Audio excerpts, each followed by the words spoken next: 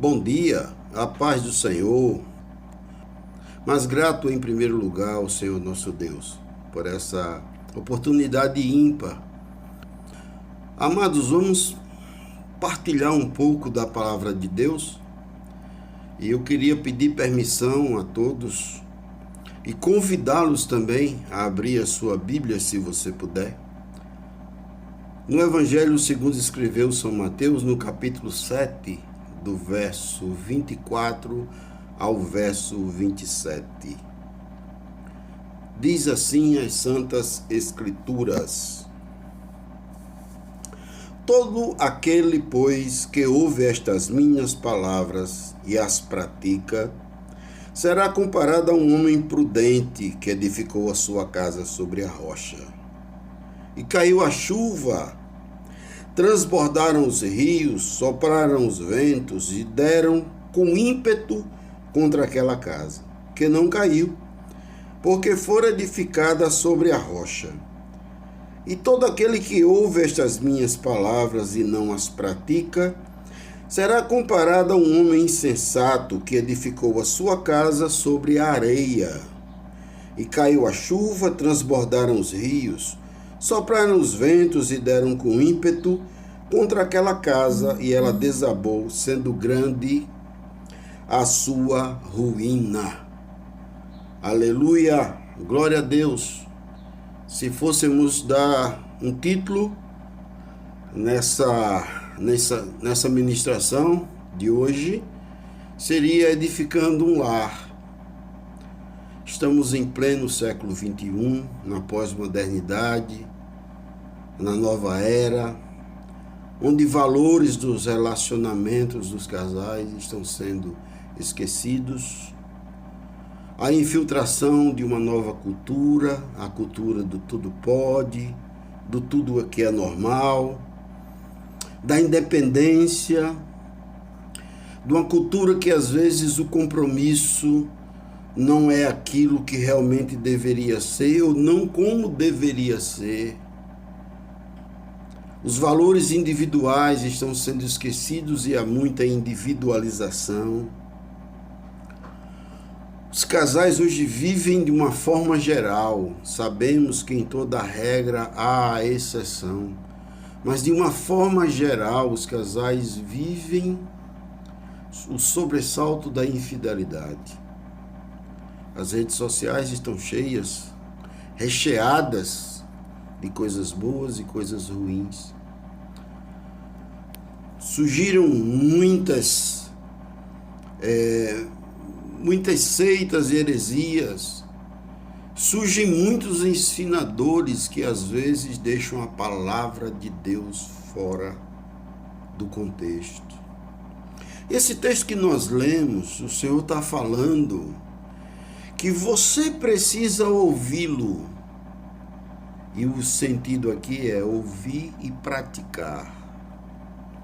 Todos nós, de uma forma ou de outra, com 1 ano, 2 anos, com 10, com 20, com 30, com 40 anos, vai passar por situações delicadas no relacionamento. O amor que une o casal no início da história deles é esse amor que precisa ser cultivado dentro do relacionamento. O texto diz que virão as chuvas, baterão, mas se a casa, a parede estiver em cima da rocha, ela vai resistir às intempéries do tempo. E as intempéries do tempo dentro do casamento são as dificuldades. Às vezes o cidadão perde o emprego, só a mulher quem tem a renda. Às vezes a mulher perde o emprego e só o cidadão tem a renda. Ou às vezes, desde o início, eles começam só com a renda de um. A renda de um que entra, mas o outro está administrando dentro de casa. É uma parte da valorização do relacionamento. O relacionamento você tem que se doar. A palavra de Deus, ela fala, enfatiza muito isso para os casais. Mas como eu falei anteriormente, as redes sociais, as mídias, de uma forma geral, os bate-papos, e o que se fala hoje, WhatsApp, o oi, Ninguém tem mais tempo de nada.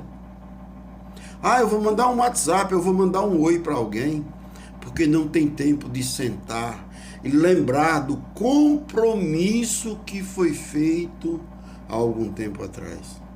Gênesis 2:24 diz que o varão deixará o seu pai e a sua mãe e unir-se à sua mulher e serão uma só carne. Eclesiastes 4:9 diz assim: melhor é serem dois do que um. Está falando de compromisso. Interessante que essa palavra compromisso você poderia até distribuí-la por etapas. É estarmos juntos, sermos companheiros. O pró é o que nós fazemos em favor de algo, o que nós somamos, o que nós ajuntamos, ou o que nós trazemos em prol do relacionamento, do melhor para nós, tá certo? E o misso é a nossa missão, é o objetivo, é a meta. Você casou com qual objetivo?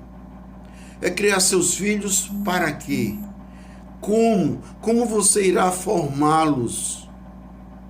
Nós precisamos ter esse entendimento da formação dos filhos, como nós estamos tratando os nossos filhos, como nós estamos formando o nosso lar, quais são os homens e as mulheres do amanhã que nós estamos formando, como nós somos formados, o que nós estamos deixando para essa geração.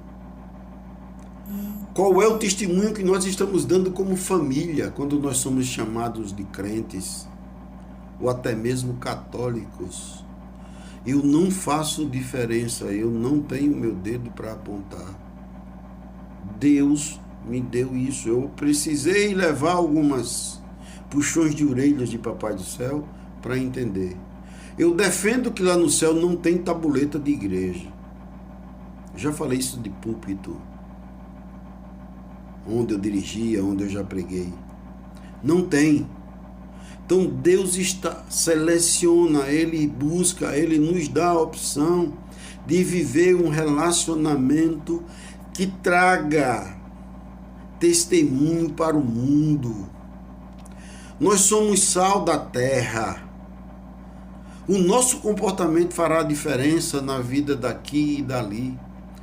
Eu costumo dizer que é muito fácil você pregar, falar do amor, evangelizar para o povo lá fora. É mais difícil dentro de casa, dentro da sua parentela. Então nós precisamos ter esse compromisso de edificar o lar, de passar pelas provas e aprender a ouvir e perceber o que Deus está falando na hora da dificuldade. Deus é fiel, todos nós sabemos, mas nós somos fiéis até que ponto? E os valores individuais? Se cada um de nós somos um universo, nós temos o nosso próprio caráter, é a nossa identidade. A personalidade de um é diferente da personalidade do outro. O ego de cada um fala mais alto muitas vezes. Apesar de que o ego, segundo a psicanálise, ele vai trabalhar com uma defesa da sua personalidade, das suas emoções. Mas às vezes você passa a ser egocêntrico e o relacionamento não permite. Você precisa gerir isso diante de Deus, diante das pessoas. Lembre-se que igreja somos nós, os templos existem. É interessante, né? Esse período de pandemia, nós falamos assim, a igreja fechou. Mas no momento em que a igreja abre, as pessoas não estão indo. Ou seja, o templo fechou, mas na hora que abre, naquele período do culto, as pessoas não vão. E nós precisamos ir. Mas nós, igreja, o que é que nós estamos fazendo para impactar o mundo?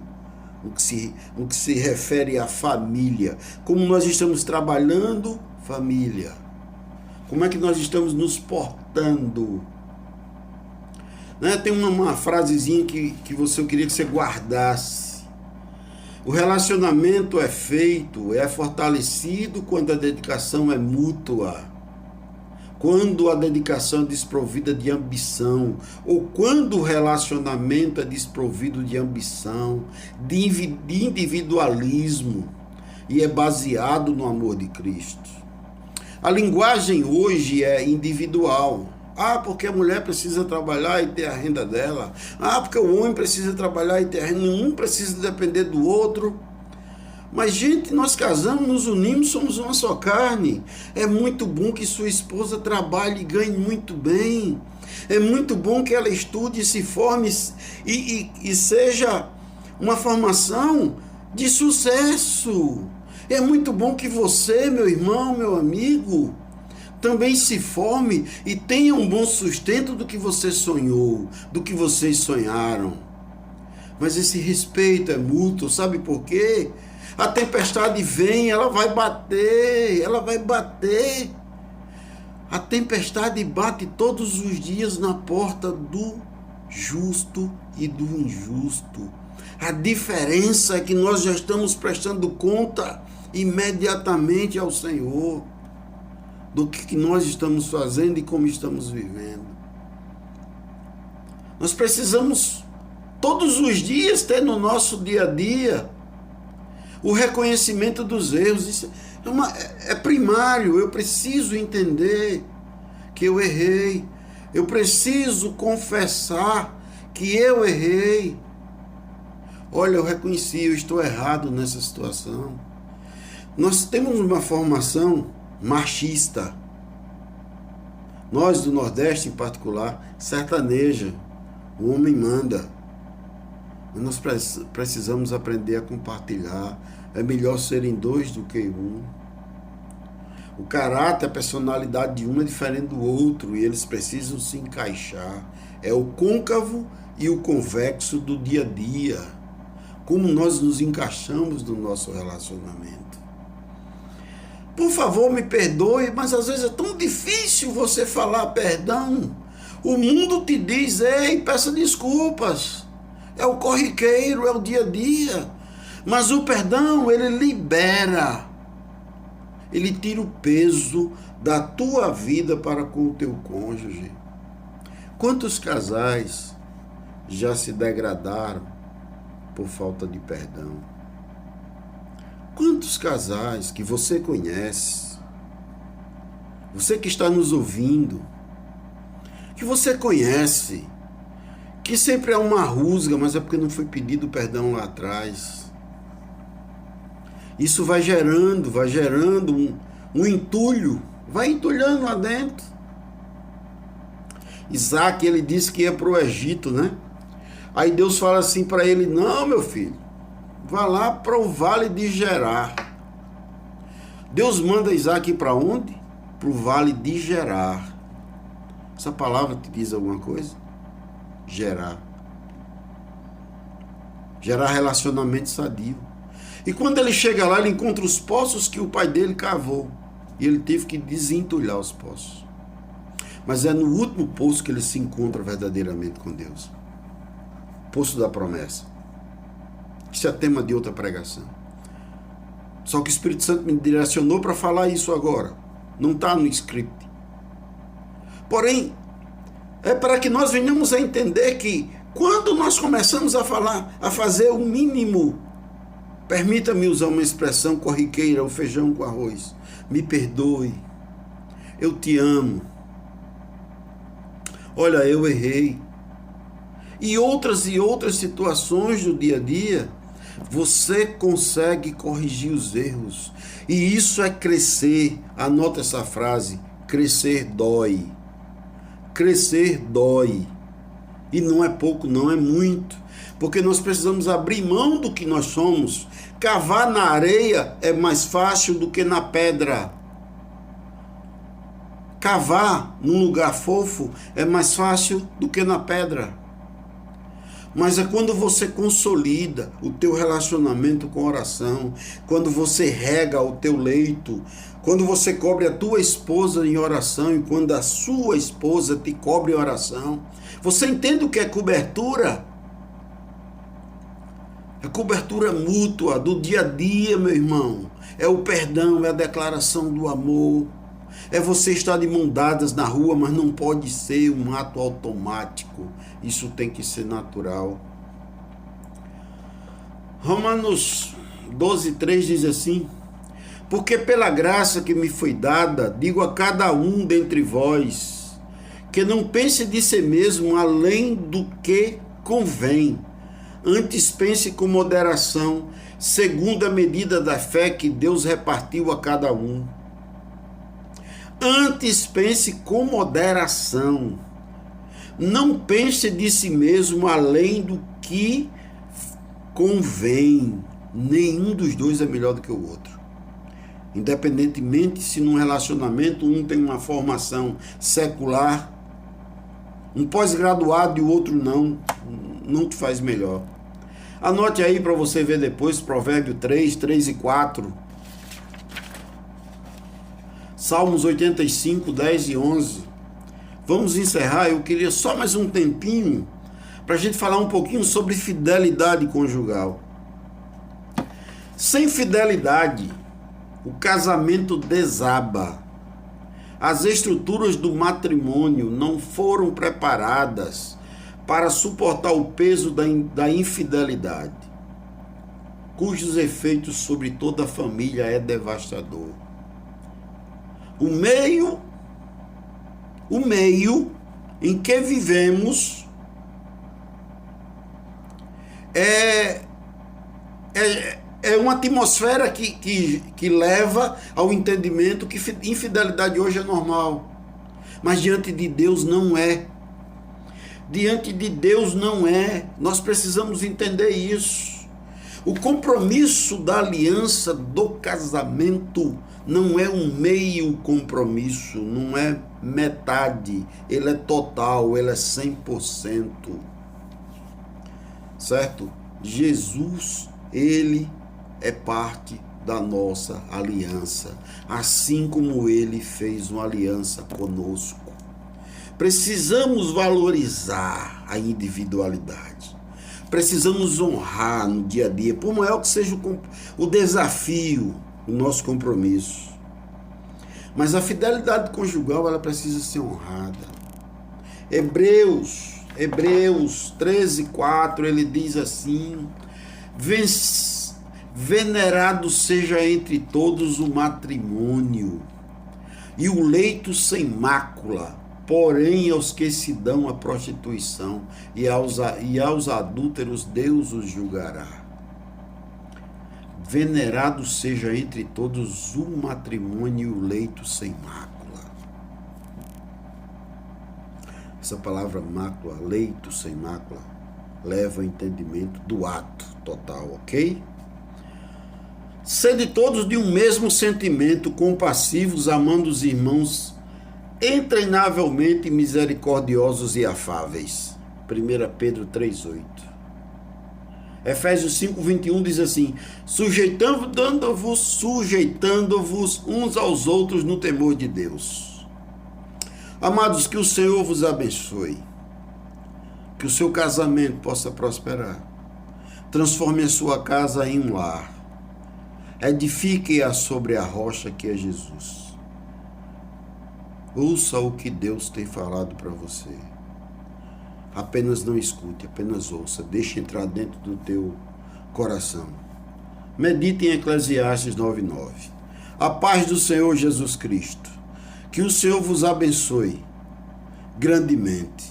Shalom.